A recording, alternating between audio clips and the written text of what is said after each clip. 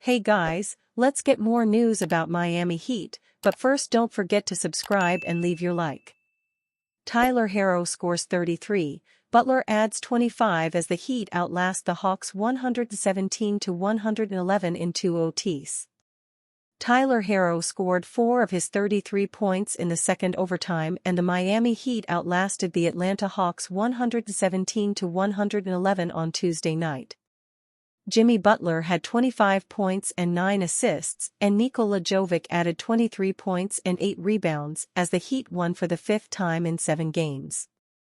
With the win, Miami remained a half game behind the Philadelphia 76ers, in 8th place in the Eastern Conference standings.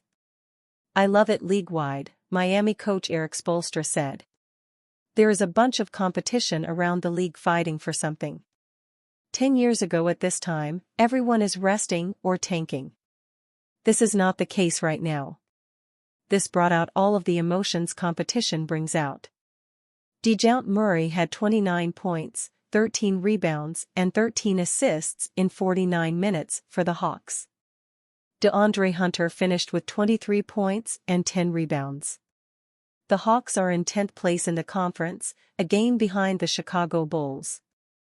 Herro missed over a month with a foot injury, and in only his 3rd game back, he went 48 minutes and scored the first 4 points of the second overtime.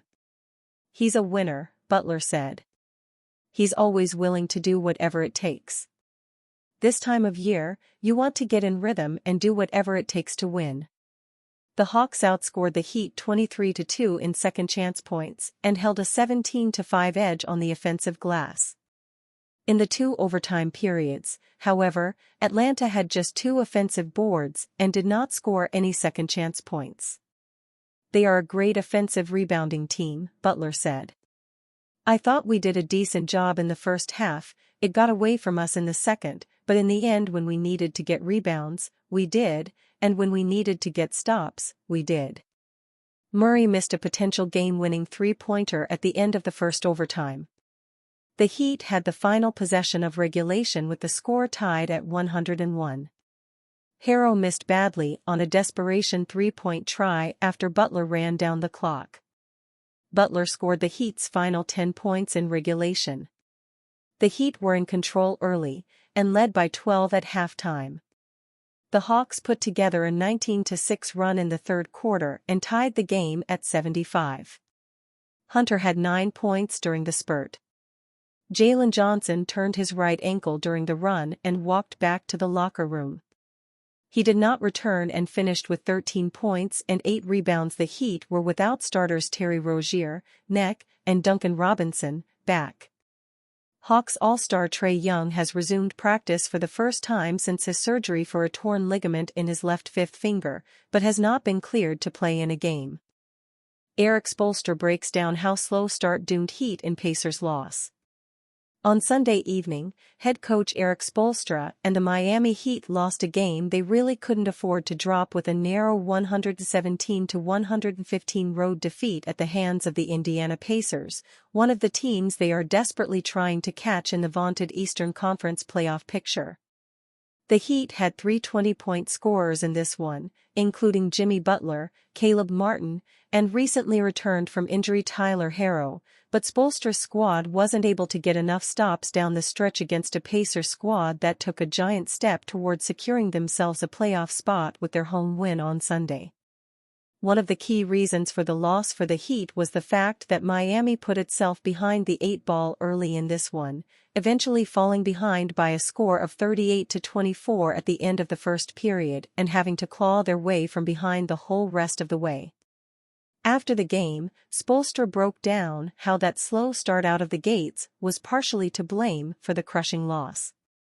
"It certainly makes it tougher," said Spoelstra about the Heat falling behind early, per Bally Sports Sun, Heat on X, the social media platform formerly referred to as Twitter.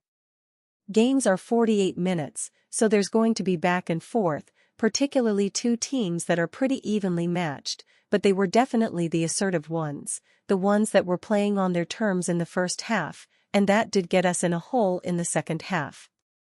Everything wasn't perfect for us, but a level of effort, toughness, disposition, all of that, went through to our standards, and it has to be every single possession obviously.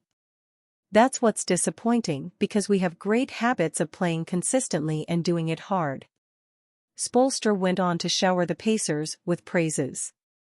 You have to credit Indiana at the same time, said Spoelstra. They're a dynamic offensive team that can get you moving and shifting and confused at the pace that they do things, and their bench was outstanding, led by T.J. McConnell again tonight.